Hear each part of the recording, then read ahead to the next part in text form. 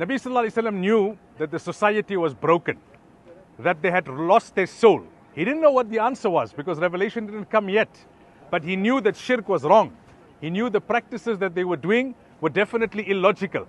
So he was coming to the cave at times for days, at times for weeks, to find solitude, to break away from the noise and the distraction of Makkah, to find solitude, to connect with Allah, to try and make sense of why his people had reached such a low ebb and what was the way out of it.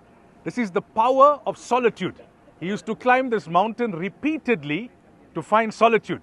We also need solitude, especially in the life that we live today, which is very busy, very fast-paced, especially because of this mobile.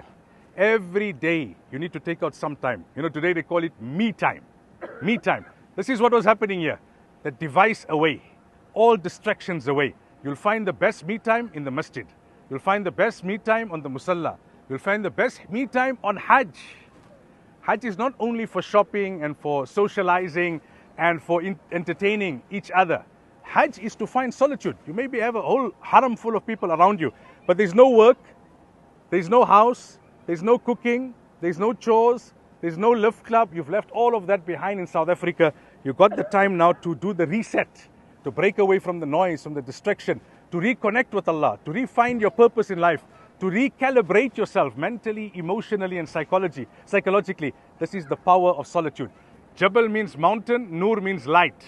Why is it known as the mountain of light? Because the first light of revelation after 600 years descended on this mountain. You're in a very special place.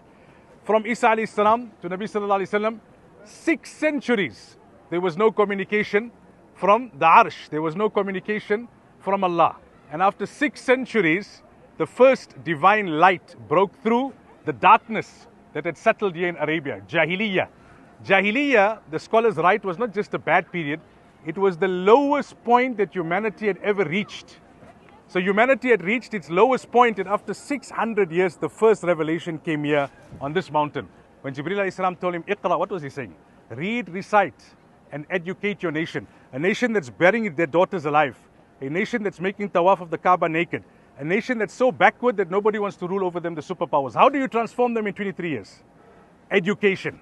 The greatest bounty of Allah after Iman is education. Because knowledge helps you to preserve your Iman. And knowledge helps you to grow and to increase your Iman.